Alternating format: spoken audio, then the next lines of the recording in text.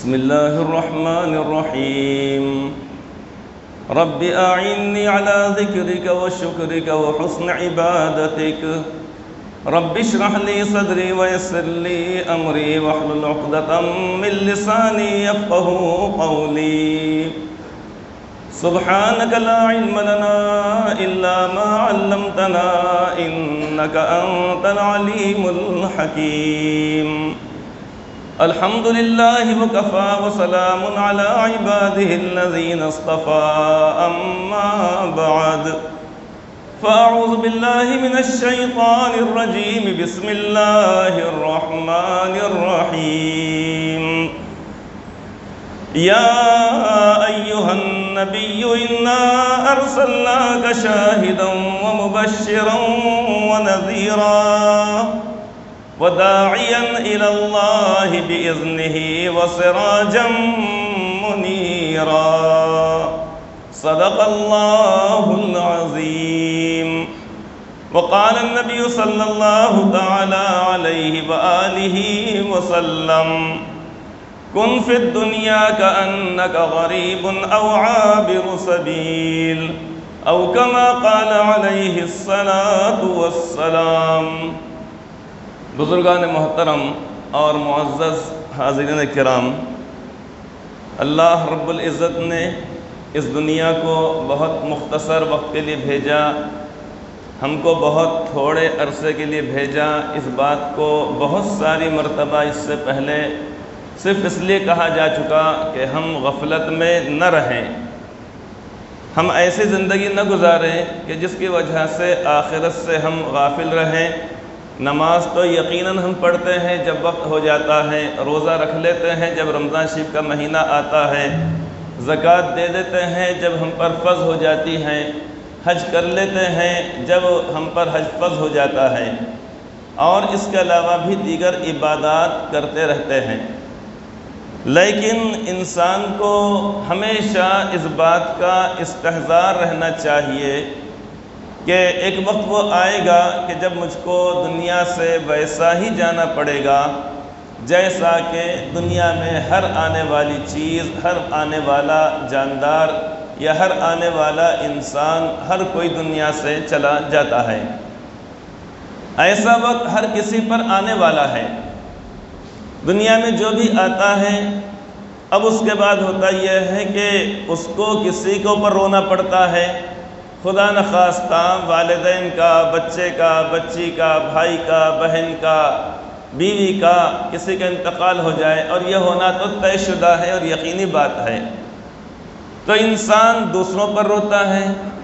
ایک وقت وہ آئے گا کہ ہم بھی دنیا سے جب جائیں گے ہمارے ساتھ بھی وہی سارا برتاؤ کیا جائے گا۔ لوگ آئیں گے، آ کر دیدار کرنے لگ جائیں گے، چلو بھائی آخری دیدار کر لو، دیدار کر لو، رکھا جائے گا، نہلا کر رکھا جائے گا یا نہلانے سے پہلے لاش کو رکھا جائے گا۔ لوگ آئیں گے اور دیکھیں گے، اس کے بعد ویسے ہی تبصرے کریں گے جیسے ہم کرتے تھے کہ ماشاءاللہ بڑے اچھے تھے، نیک مزاج تھے، خوش اخلاق تھے، فلاں تھے، فلاں تھے، اللہ تعالیٰ مغفرت فرمائے، جنت الفردوس کی جگہ نصیب فرمائے۔ تو جس طریقے سے ہم دوسروں کے لیے ہم کہتے ہیں، ہمارے لیے بھی ایک وقت وہ ضرور آنے والا ہے کہ انسان کی اس طریقے سے، اس تعلق سے، اس کے انتقال کے بعد ایسی باتیں ہونے والی ہیں۔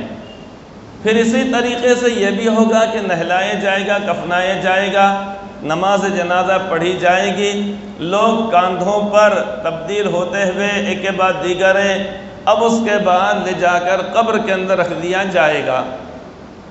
یہ ہر ایک انسان کے ساتھ ہونا ہے، ہر کسی شخص کے ساتھ ہونا ہے، چاہے وہ کسی بھی مذہب سے تعلق رکھتا ہو، اس کو اپنے مذہب کے اعتبار سے وہ چیزیں، اختتامی چیزیں ہونا ہی ہونا ہے، وہ رسومات ان کے ساتھ ہونا ہی ہونا ہے۔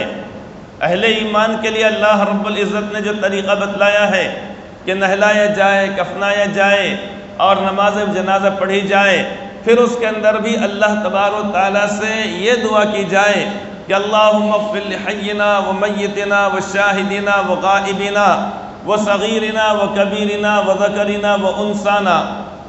یہ دعا کہ یا اللہ ہمارے زندوں اور مردوں کی، اور جو موجود ہیں ان کی، جو موجود نہیں ہے ان کی، اور مردوں کی اور عورتوں کی، بڑوں کی، بچوں کی، یا اللہ ہر کسی کی آپ مغفرت فرمائیے۔ پھر اس کے بعد یہ بھی دعا کہ اللہم من احییتہ منا فاحییہ علی الاسلام ومن توفیتہ منا فتوفہ علی الایمان، کہ یا اللہ آپ ہم میں سے جس کو زندہ رکھیں، من احییتہ منا فاحییہ علی الاسلام، تو یا اللہ ہم میں سے جس کو بھی آپ زندہ رکھیں، یعنی جب تک ہم دنیا میں رہیں تو یا اللہ ہم کو اسلام پر آپ زندہ رکھیے۔ وَمَن تَوَفَّيْتَهُ مِنَّا فَتَوَفَّهُ عَلَى الْإِيمَانِ، اور یا اللہ جب ہم میں سے کسی کو آپ موت دیں، فَتَوَفَّهُ عَلَى الْإِيمَانِ، تو ایمان پر موت دیں۔ یہ دعا اس وقت کی جاتی ہے جب کہ نماز جنازہ پڑھی جاتی ہے۔ اسلام اور ایمان یہ دونوں چیزیں، اسلام کے معنی آتے ہیں فرما برداری کے معنی آتے ہیں، کہ جس شخص نے اپنے آپ کو اللہ رب العزت کے، اللہ تبارک و تعالیٰ کے لاڈلے نبی صلی اللہ علیہ وسلم کے حوالے کر دیا، ان کے حوالے کر دیا کہ میری کوئی مرضی نہیں، آپ جو حکم دیں گے میں کرنے کے لیے تیار ہوں۔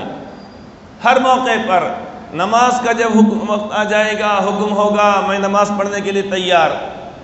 جب رمضان شریف کا مہینہ آ جائے گا، اب چاہے وہ روزے سرما میں آ رہے ہوں، گرما میں آ رہے ہوں یا بارش میں آ رہے ہوں، اب وہ روزوں کا وقت یا اس کی مقدار سے مراد یہ ہے کہ وقت چھوٹا دن ہے، اگر دسمبر جنوری کا مہینہ اگر چل رہا ہے، نومبر کا چل رہا ہے، اس میں بھی ہم روزہ رکھنے کے لیے تیار۔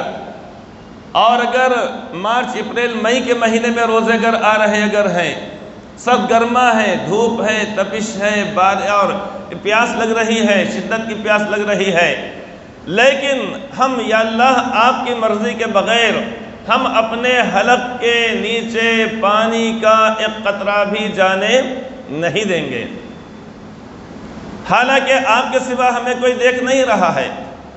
وضو کرتے وقت انسان چاہے تو پانی پی لے سکتا ہے، روزانہ تو تھوڑا سا پانی لے کر کلی کر رہا ہے، اس دن زیادہ لے کے بس آدھا اندر آدھا باہر، کون دیکھنے والا ہے؟ کس کو پتا ہے؟ اگر انسان اگر کلی کرتے ہوئے اگر پانی اگر پی لیتا اگر ہے تو اسے کون دیکھنے والا ہے؟ لیکن انسان کو وہاں پر ڈر اور خوف ہے کہ کوئی دیکھے یا نہ دیکھے، لیکن میرا اللہ تو مجھے دیکھ رہا ہے۔ وہ تو واقف ہے اچھے طریقے سے کہ کس نے پانی پی لیا ہے اور کس نے پیاس کو برداشت کر لیا ہے۔ تو ہر انسان جو دنیا کے اندر آتا ہے تو وہ اللہ تبارک و تعالیٰ کے حکم کا وہ پابند ہوتا ہے۔ ہاں یہ اور بات ہے کہ شیطان کے ورغلانے سے، نفس کی شرارتوں سے، کبھی انسان یا ماحول کی وجہ سے اب انسان یعنی اس چیز کو، کفر کو، شرک کو اختیار کر لیتا ہے اور اسی کے اوپر قائم رہتا ہے۔ اللہ تعالیٰ کا ہم شکر ادا کریں اس بات پر کہ اللہ رب العزت نے ہم کو ایسے گھرانے میں پیدا کیا کہ جب ہم پیدا ہوئے تو آزو بازو آگے پیچھے ہم کو دیکھنے والے، ہمارے اوپر نگاہیں ڈالنے والے الحمدللہ سارے کے سارے وہ ایمان والے ہیں، سب کے سب۔ اس بات پہ اللہ رب العزت کا شکر ادا ہونا چاہیے کہ ہماری پیدائش کے بعد ہمارے سیدھے کان کے اندر اذان دی گئی، سب سے پہلا بول، سب سے پہلا جملہ جو ہمارے کان کے ذریعے سے ہمارے دل کی گہرائی تک پہنچایا گیا وہ اللہ تبارک و تعالیٰ کی کبریائی اور اللہ تبارک و تعالیٰ کی وحدانیت کہ اللہ اکبر، اللہ اکبر، اللہ سب سے بڑے، اللہ تعالیٰ سب سے بڑے ہیں۔ اشہد ان لا الہ الا اللہ، اللہ تعالیٰ کے سوا کوئی معبود نہیں۔ اشہد ان محمد رسول اللہ، میں گواہی دیتا ہوں کہ حضرت محمد صلی اللہ علیہ وسلم اللہ تعالیٰ کے رسول ہیں۔ حیا علی الصلاح، آؤ نماز کے لیے۔ حیا علی الفلاح، آؤ کامیابی کی طرف۔ اللہ اکبر، اللہ اکبر، کہ اللہ سب سے بڑے ہیں۔ لا الہ الا اللہ، اللہ تعالیٰ کے سوا کوئی عبادت کے لائق نہیں۔ یہ بول، یہ جملے، یہ مبارک جملے اللہ تعالیٰ کبریائی اور شہادت اور رسول اللہ صلی اللہ علیہ وسلم کے تعلق سے رسالت کی گواہی یہ ہمارے سیدھے کان کے ذریعے سے ہمارے دل کی گہرائی تک پہنچائی گئی، اور پھر اس کے بعد بائیں کان کے اندر اقامت کہہ کر پھر انہی کلمات کا اعادہ کیا گیا، اور یہ بھی بتلا دیا گیا کہ دیکھو قد قامت الصلاۃ قد قامت الصلاۃ، نماز قائم ہو گئی، نماز قائم ہو گئی۔ جو تکبیر جو کہی جاتی ہے، تکبیر جو کہتے ہیں نا ہر نماز سے پہلے، پانچوں نمازوں سے پہلے، اب یہ تکبیر اس بچے کے کان کے اندر اور یہ اذان اس بچے کان کے اندر کہی جا رہی ہے جس کو دنیا کے اندر ابھی آ کر چند منٹ چند گھنٹے ہوئے ہیں، بس اس کو نماز کیا ہے، روزہ کیا ہے، زکوٰۃ کیا ہے، حج کیا ہے، کامیابی کیا ہے، کچھ نہیں معلوم، لیکن سب سے پہلی چیز یہ انسان کے دل کی گہرائی تک پہنچائی جاتی ہے، یہ نہ اس کو وہ سبق یاد دلایا جاتا ہے کہ جب کہ اللہ تبارک و تعالیٰ نے حضرت آدم علیہ السلام کو پیدا فرمایا، اور پیدا فرمانے کے بعد قیامت تک کے جتنے لوگ ان کی نسل میں پیدا ہونے والے ہیں انسان، ان تمام کو ان کی پیٹھ یعنی پشت سے نکالا، اور اس کے بعد اللہ تعالیٰ سوال فرمایا الست بربکم، بتاؤ کیا میں تمہارا رب ہوں یا نہیں، کیا میں تمہارا پروردگار نہیں ہوں؟ قالوا بلا شہدنا، سب نے کہا کہ یا اللہ بے شک آپ ہمارے پروردگار ہیں۔ اسی کو کہا جاتا ہے عہد الست۔ اللہ تبارک و تعالیٰ نے سارے انسانوں سے یہ عہد لیا، مجھ سے بھی لیا، آپ سے بھی لیا، آپ سے بھی لیا، دنیا کے اندر جتنے لوگ آئے ہیں جو سارے کے سارے انبیاء کرام علیہم السلام ہیں ان سے بھی لیا گیا، صحابہ کرام سے بھی لیا گیا، تابعین سے، تبع تابعین سے، بزرگان دین سے، اولیاء اللہ سے، ہر ایمان والے سے۔ اس موقع پر ہر ایمان والے نے، ہر کافر، ہر مشرک، ہر یہودی، ہر نصرانی اور ہر دہریے اور ہر ملحد نے بیک بد زبان سے کہا کہ بلا بے شک یا اللہ، بلا کے معنی عربی میں آتے ہیں، بے شک کے معنی آتے ہیں، بے شک یا اللہ آپ ہمارے پروردگار ہیں۔ کیوں لیا گیا یہ؟ قالوا بلا شہدنا ان تقولوا یوم القیامت انا کنا عن ھذا غافلین، کہیں ایسا نہ ہو کہ تم کل قیامت کے روز جب ہم تم کو لے کر آئیں گے اپنی بارگاہ میدان حشر میں تو تم یہ کہہ دو کہ یا اللہ ہم کو تو معلوم ہی نہیں تھا کون رب ہے، کون پروردگار ہے۔ یہ پہلے عہد لیا گیا، کب لیا گیا؟ اب جبکہ ابھی حضرت حوا رضی اللہ عنہا کو بھی پیدا نہیں کیا گیا تھا۔ وَخَلَقَ مِنْهَا زَوْجَهَا وَبَثَّ مِنْهُمَا رِجَالًا كَثِيرًا وَنِسَاءً، کہ اللہ تعالیٰ نے حضرت آدم علیہ السلام کے ذریعے سے ان کی بائیں پسلی سے اللہ تعالیٰ نے حضرت حوا رضی اللہ تعالیٰ عنہا کو پیدا فرمایا، لیکن یہ پیدائش ان کی بعد میں ہوئی، اور یہ جو عہد لیا گیا، عہد کے معنی معاہدہ، وعدہ، وعدہ کرو تم یہ کہو کہ تمہارا رب میں ہوں، میں پروردگار ہوں، تو حضرت آدم علیہ السلام کی پیٹھ سے ساری اولاد کو نکالا گیا، یعنی جتنے بھی لوگ دنیا کے اندر آنے والے ہیں، قیامت تک آنے والا آخری انسان باریک باریک باریک باریک چیونٹیوں کی شکل میں نکالا گیا، ان کی پشت سے، ان کی پیٹھ سے نکالا گیا، اور اللہ تعالیٰ سے یہ سوال فرمایا۔ وہی سوال قبر میں بھی سب سے پہلے سوال ہوتا ہے، من ربک، بتاؤ تمہارا رب کون ہے؟ کون سا سوال ہوتا ہے؟ رب کے بارے میں، جو اللہ تعالیٰ پوچھا تھا نا الست بربکم، کیا میں تمہارا رب نہیں ہوں؟ کب پوچھا تھا اللہ تعالیٰ نے؟ جبکہ میدان حشر کے اندر وہاں پر پوچھا گیا تھا، سب کو پیدا کر کے۔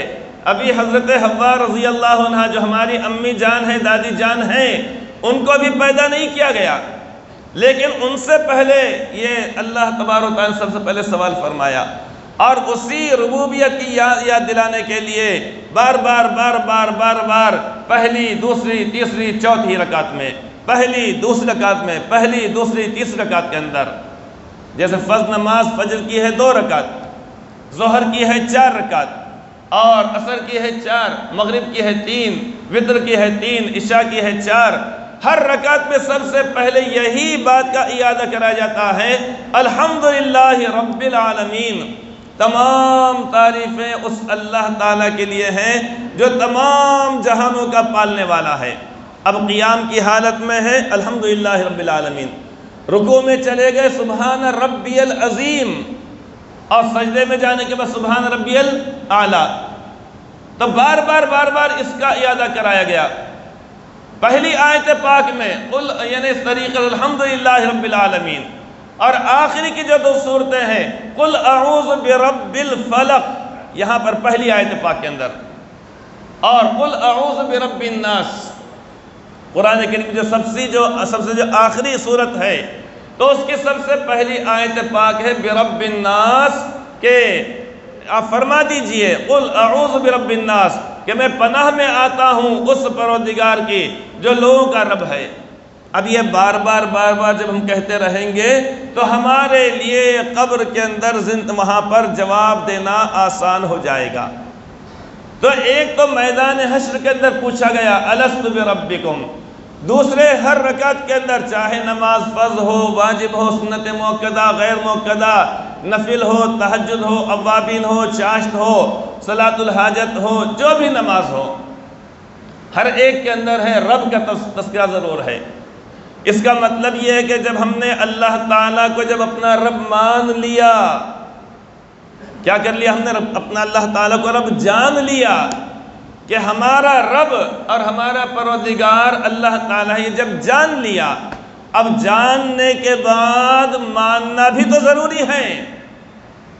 کیا ضروری ہے؟ جاننے سے صرف کام نہیں چلنے والا ہے۔ بہت سارے بولے دنیا کے اندر وہ بھی ہیں جو یہ کہتے ہیں کہ ارے بھائی وہ بڑا ہے، آسمان کے اندر ہے، ٹھیک ہے مانتے ہیں وہ، باقی سینکڑوں کو، ہزاروں کو، لاکھوں کو، کروڑوں کو مانتے ہیں، لیکن یہ کہتے ہیں کہ بھائی ایک ہے اوپر والا، اوپر والے کی مہربانی، ایسا کہتے ہیں وہ، اوپر والے کی مہربانی۔ تو جب جان لیے، معلوم ہے اگر اوپر والا ہے، ایک ہے، بڑا ہے، تو اس کے بعد اس کو ماننا بھی تو پڑے گا نا۔ ماننے کا مطلب ہے کہ اس کی ماننا، اللہ تعالیٰ کے حکم کو ماننا۔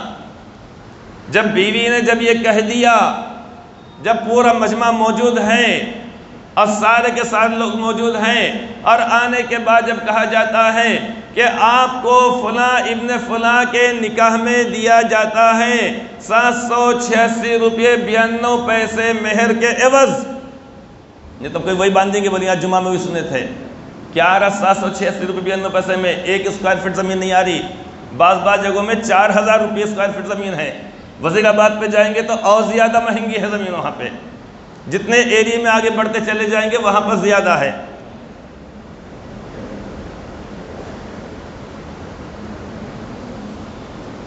تو جب وہ پوچھا جاتا ہے وہ کہہ دیتی ہے ہاں قبول ہے مجھے، اس کا مطلب یہ کہ تعارف کرایا گیا کہ تم کو فلاں ابن فلاں کے نکاح میں، یعنی فلاں شخص جو فلاں کا بیٹا ہے اس کے نکاح میں تم کو دیا جاتا ہے، یعنی تم نے اس کو شوہر ہونا تسلیم کیا یا نہیں کیا، یہ مطلب ہوتا۔ اس نے جب کہہ دی، ہاں کہہ دیتی ہے، اگر وہ بچی کہہ دیتی ہے، اس کا مطلب یہ کہ ہاں کہہ دینے کے بعد اب زندگی بھر شوہر کو جب وہ وہاں پر جانتی ہے، جب اس نے ہاں کہا، اس کا مطلب اس نے جان لیا کہ میرا شوہر کون ہے۔ اب اس کے بعد جب میاں بیوی کا جب رشتہ ہو گیا، اب جاننے کے بعد اس کی فرما برداری کرنا، اس کا حکم ماننا، یہ بھی تو ضروری ہے۔ ہاں شریعت کے حدود میں جس چیز کا حکم دے وہ، اگر خلاف شریعت کام کرنے کے لیے کہے، ناجائز چیزوں کے کام کرنے کے لیے کہے اگر، تو ایسی صورت میں پھر بیوی کو بھی اس کی اطاعت نہیں کرنا چاہیے۔ حدیث پاک میں فرمایا گیا لا طاعت لمخلوق فی معصیت الخالق، کہ کسی مخلوق کی اطاعت جائز نہیں ہے خالق کی نافرمانی میں۔ خالق اللہ تعالیٰ اور مخلوق جس کو پیدا کیا گیا۔ اب چاہے کوئی شخص یہ کہے، برائی کا کام کرنے کے لیے کہے، خدا نخواستہ کسی کے ماں باپ چوری کرنے کے لیے کہیں، ویسا نہیں کہتے، لیکن خدا نخواستہ اگر کہا اگر جائے کہ بیٹے جا کے چوری کر کے لے کے آ، غلط کام کر کے لے کر آ، فلاں طریقے سے پیسہ کما کے لے کر آ، اس صورت میں بات کو نہیں مانا جائے گا۔ کسی کی بھی بات کو اس وقت مانا جائے گا جب وہ شریعت کی حدود کے اندر وہ ہم کو حکم دیا جائے گا۔ لا طاعت لمخلوق فی معصیۃ الخالق فرمایا گیا حدیث پاک میں۔ تو اب جب وہ بیوی نے جان لیا کہ میرا شوہر فلاں ابن فلاں ہے، اب اس کے لیے زندگی بھر ماننا، اس کی بات کو ماننا، اس کے حکم کو ماننا۔ اس کے حکم کو ماننے کا مطلب یہ نہیں ہوا کہ شوہر کا بھی دماغ خراب ہو جائے اور یہ کہے کہ میرے اماں کے کپڑے دھوتے بیٹھو، بابا کے پاؤں دباؤ، اور تم اپنے دیور اور دیورانی کے بھی کپڑے دھوتے بیٹھو، یہ کرو وہ کرو۔ وہ کوئی اس طریقے سے واشنگ مشین نہیں ہے کہ اس سے یہ کام کرائے جائے یا اور کام کرائے جائے۔ وہ ہے شوہر کے لیے اس کو ایجاب و قبول ہوا اس کا ہے۔ ہاں اخلاقی طور پہ ان کی خدمت کر لینا شوہر کے ماں باپ کی یہ الگ بات ہے، اس کے اوپر لازم اور واجب نہیں ہے۔ شوہر کی خدمت البتہ لازم اور واجب اس کے اوپر ہے، ضروری ہوتا ہے۔ خدمت کا مطلب ہے کہ جو جائز حدود کے اندر جس بات کا وہ حکم دے۔ بہت تفصیل ہے، وہ موضوع الگ ہے، اس کو بعد میں بتلایا جائے گا۔ یہاں سے بتلانا مقصود یہ ہے کہ جب جاننے کے بعد ماننا ضروری ہے، تو اسی طریقے جب ہم نے اپنے رب کو جان لیا کہ ہمارا پروردگار ایک ہے، تنہا ہے، هو اللہ الخالق البارئ المصور له الاسماء الحسنى، کہ وہی ہے اللہ، هو اللہ الخالق البارئ، جو پہلے پیدا کرنے والا ہے۔ یعنی اللہ تعالیٰ نے زمین و آسمان کو، کائنات کو کسی کو دیکھ کر پیدا نہیں کیا، بلکہ اللہ تبارک و تعالیٰ نے اپنے طور پر ان کو پیدا فرمایا ہے۔ المصور، اللہ تعالیٰ شکلیں بنانے والے ہیں۔ المصور، میری شکل، آپ کی شکل، آپ کی شکل، آپ کی شکل۔ اب یہاں پر جتنے لوگ موجود ہیں، ان تمام کی شکلیں ایک دوسرے سے نہیں ملتی ہیں۔ ملتی ہے کیا؟ بہت کم ملتی ہیں۔ ملتی اگر ہیں وہ بھی اللہ تعالیٰ کی قدرت ہے۔ اب اتنے لوگوں کے اندر شکلیں نہیں ملتی ہیں، اور جتنا آگے جائیں گے اور اتنا آگے جائیں گے۔ فرض کیجئے پوری دنیا کے لوگوں کو اگر ایک بڑے میدان کے اندر جمع اگر کر دیا جائے، ہر شخص کی شکل دوسرے شخص کی شکل سے الگ ہوتی ہے، ملتی جلتی نہیں ہوتی ہے۔ یہ اللہ تبارک و تعالیٰ کی قدرت ہے، یہ اللہ تعالیٰ کی یہ قدرت ہے کہ اتنے لوگوں کے چہروں کو اللہ رب العزت نے الگ الگ بنا دیا۔ یہ بھی اللہ تعالیٰ کی قدرت ہے کہ کمپیوٹر سے زیادہ قیمتی اور زیادہ باصلاحیت ہمارے سر کے اندر دماغ اللہ رب العزت نے رکھ دیا کہ جیسے ہی باہر کسی نے کھٹکا دیا، یہ ہم نے پوچھا کون، ان سے باہر اس نے کہا کہ میں ہوں شمشیر پاشا، شمشیر میاں۔ اچھا وہ ہمارے ذمہ آتے، اتنے اونچے ہیں، دبلے ہیں، پتلے ہیں، موٹے ہیں، ایسے ہیں ویسے ہیں۔ یہ آ جاتی نہیں آ جاتی شکل؟ صرف آواز کے اوپر آواز جب ہمارے دماغ سے جب ٹکرائی، کان کے اندر سے جب وہ گئی، تب وہ صورت ہم سمجھ گئے، اچھا وہ میرا وہ دوست شمشیر وہ ہے۔ پھر آواز کسی نے دیا گھنٹے بھر کے بعد، کون؟ کہا باحث میں قلندر ہوں۔ اب قلندر میاں کی شکل ہمارے دماغ کے اندر آ گئی۔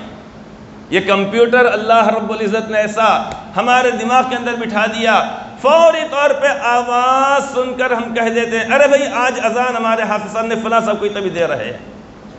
اذان آواز کے اوپر پہچان لیتے ہیں، ہم شکل کو دیکھ کر ہم پہچان لیتے ہیں، اور اس طریقے سے فوری طور پر وہ چیز ذہن میں آ جاتی ہے۔ یہ اللہ تبارک و تعالیٰ کی قدرت ہے، اللہ رب العزت کی قدرت ہے۔ تو اللہ تبارک و تعالیٰ چاہتے ہیں کہ میرے بندے میری مرضی کے مطابق دنیا میں زندگی گزاریں۔ ہر کوئی چاہتا نہیں چاہتا۔ شوہر چاہتا ہے کہ میری بیوی میری چہار دیواری کے اندر میری مرضی کے مطابق رہے، یہ میرا اپنا گھر کا معمول ہے، یہ ایسا ہے، وہ ویسا ہے، ویسا ہے، ویسا ہے، ویسا ہے۔ ہر حکومت یہ چاہتی ہے کہ اس کے باشندے، اس کے رہنے والے یہاں پر ان قوانین کے پابند رہیں۔ ہر اسکول کا اپنا ایک یونیفارم ہوتا ہے، وہاں کا ایک قانون ہوتا ہے، اس کے مطابق زندگی گزارنا پڑتا ہے۔ ہماری دکان ہے، فیکٹری ہے، کارخانہ ہے، اس کے مطابق وہاں پر مزدوروں کو اور کام کرنے والوں کو کام کرنا پڑتا ہے۔ تو اللہ رب العزت نے جہاں پر یہ ساری چیزوں کو انسانیت کی غلامی کے لیے، انسانیت کے فائدے کے لیے بنایا ہے، تب اللہ تعالیٰ چاہتے ہیں کہ میرے بندے میری شریعت جو ہے، میرا جو دین ہے، میں نے جو ان کے لیے پسند کیا ہے تو اس کے مطابق زندگی گزاریں۔ اسی لیے حدیث پاک میں یہ فرمایا گیا الدنیا سجن المؤمن و جنت الکافر، کہ دنیا مومن کے لیے قید خانہ ہے۔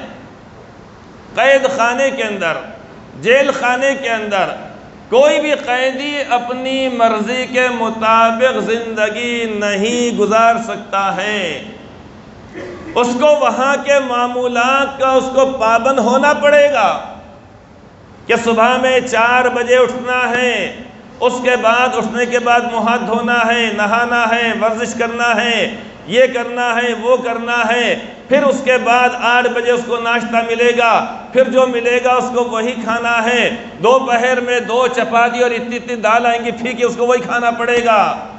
اب وہ کہے گا چکن ٹکا لے کر آؤ، ملے گا کہ وہاں پہ؟ وہاں ملنے والا ہے؟ جیل خانے کے اندر نہیں نہیں نہیں نہیں، میرے کو وہ پسند ہے، بون لیس پسند ہے، اس لیے کہ باہر رہتے رہتے رہتے کھاتے کھاتے آدمی بون لیس ہو گیا، پتہ ہی نہیں چلتا کہ ہڈی ہے تو کدھر ہے، اتنا موٹا اتنا تازہ ہو گیا۔ چاروں طرف ادھر دیکھو، مشرق مغرب شمال جنوب، پورا جغرافیہ بالکل گوشت سے بھرا ہوا ہے، سارا کا سارا جغرافیہ کیسے بھرا ہوا ہے؟ گوشت سے بھرا ہوا ہے۔ وہ اپنی دنیا تھی، وہ الگ معاملہ تھا، لیکن جیل خانے میں آنے کے بعد اب وہاں پر 2 چپاتی ہلکی پھلکی اور وہ وہاں کی جو دال ہے وہی کھانا پڑے گا اس کو۔ پھر دوپہر میں جو کام کاج دیا جائے کہ شطرنجیاں بننا ہے ان کو قیدیوں کے واسطے، یہ کام کرنا ہے، وہ کام کرنا ہے، اور اتنا بھتہ ملے گا، وہاں پر یہ ملے گا، وہ ملے گا، جس نوعیت کے قیدی ہوتے ہیں اس کے مطابق ان کو کام لگایا جاتا ہے۔ شام میں اتنے بجے سو جانا پڑے گا، اتنے بجے وہاں پر آنا پڑے گا اور حاضری لگانا پڑے گا۔ پورے قیدی ہیں یا سرنگ لگا کے بھاگ گئے کہیں نکل گئے، وہ ساری چیزیں کرنا پڑیں گی۔ تو اسی طریقے سے دنیا کے اندر ایک مومن قید خانے کے اندر ہے، کیا کے اندر ہے؟ جیل خانے کے اندر ہے، لیکن آخرت میں وہ جنت ہمارے لیے ہے۔ یہاں پر ایک مسلمان کے لیے جب قید خانہ ہے، جیل خانہ ہے، اب اس کو پابند ہونا ہے اللہ اور اس کے رسول صلی اللہ علیہ وسلم کے احکامات کے مطابق۔ اگر یہ اطاعت کر لی گئی اب وہ شخص کامیاب ہو گیا۔ فرمان الہی ہے وَمَن يُطِعِ اللَّهَ وَرَسُولَهُ فَقَدْ فَازَ فَوْزًا عَظِيمًا۔ سبھی حضرات سے گزارش ہے کہ زیادہ سے زیادہ امداد فرمائیں۔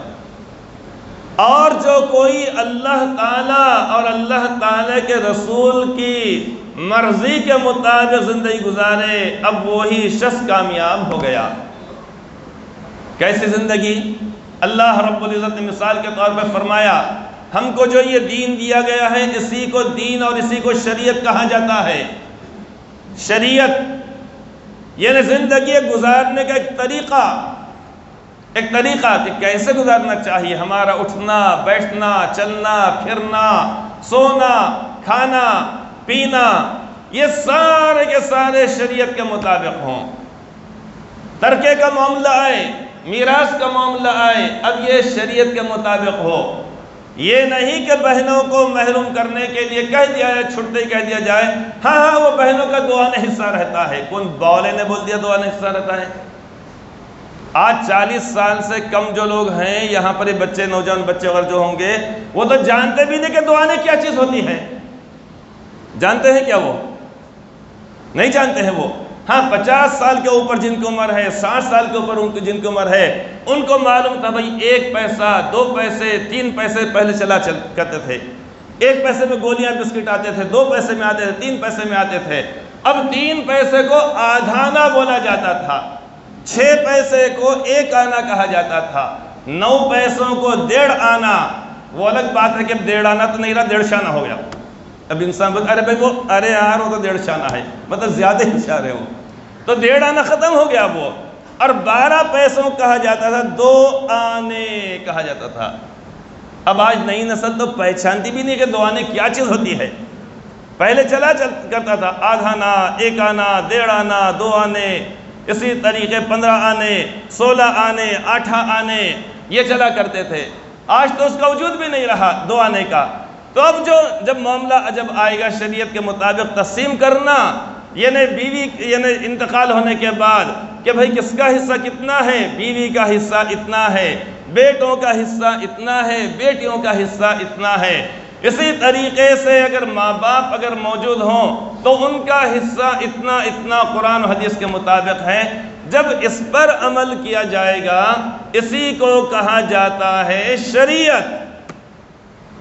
شریعت کی حفاظت بولتے یہ مطلب نہیں کہ سارے لوگ مل کر مسلمان کوئی شریعت نامی کوئی چیز اس کی ساری کی ساری حفاظت کریں، ارے بھائی اس کو کوئی چرا کے نہ لے کے جائے، یہ ٹوٹنے پھوٹنے نہ پائے، یہ خراب ہونے نہ پائے۔ اپنے آپ پر اللہ تعالیٰ کے احکامات کو لاگو کرنا، اسی کو کہا جاتا ہے شریعت۔ کہاں سے لاگو کرنا؟ سر سے۔ سر کے بال بھی ہمارے ویسے ہی ہونی چاہیے۔ جو حکم ہے 3 چیزوں کی اجازت ہے اس کے اندر، یا تو اپنے بالوں کو بڑا کیا جائے جس کو زلفیں کہا جاتا ہے، یا کم کرایا جائے جس کو قصر کہا جاتا ہے، یہ سر کے بال بالکل موڑ دیے جائیں جس کو حلق کہا جاتا ہے۔ یہ 3 چیزیں ہیں۔ اب 3 کے علاوہ یہ کر رہے، وہ کر رہے، وہ کر رہے، ایسا لگ رہا کہ یہاں پر کوئی شمالی کوریا کے صدر کی زیرکس آ گئی ہے۔ سمجھے کہ نہیں؟ مطلب جو سمجھے ہوں گے اچھی بات ہے، وہ مزہ آ رہا ان کو، نہیں سمجھے کچھ بھی نہیں، کیا ہے، کون ہے، کدھر ہے، ایسا لگنے لگ جائے ہمارے بالوں سے کہ شمالی کوریا کے صدر کی زیرکس دکھائی دے رہی ہے، یہ 2 کاپی دکھائی دے رہی ہے۔ اب اس کی اجازت نہیں ہے، یاد رکھیے، سمجھے نا؟ آج کل جو چل رہا ہے نا، ادھر سے بالا کاٹ دیے، اوپر کے بالا چھوڑ دیے، عجیب و غریب۔ اللہ تعالیٰ نے اچھی شکل بنائی، اللہ تعالیٰ نے فرمان الہی ہے لَقَدْ خَلَقْنَا الْإِنسَانَ فِي أَحْسَنِ تَقْوِيمٍ، کہ ہم نے انسان کو بہترین شکل میں پیدا کیا۔ اب اچھی خاصی شکل کو بگاڑ دیا جا رہا ہے۔ تب بولیں گے کہ نہیں بولیں گے؟ شمالی کوریا کے صدر کی زیرکس دیکھیں، نہیں دیکھیں، بالا ایک عجیب قسم کے، ادھر کے بالا پورے یوں یوں کر کے کاٹ دیے، اوپر پورا جھوپڑ پٹی میں سے ایک جھوپڑی یہاں پہ آ گئی، ایسا لگ رہا ہے۔ عجیب و غریب بات ہے۔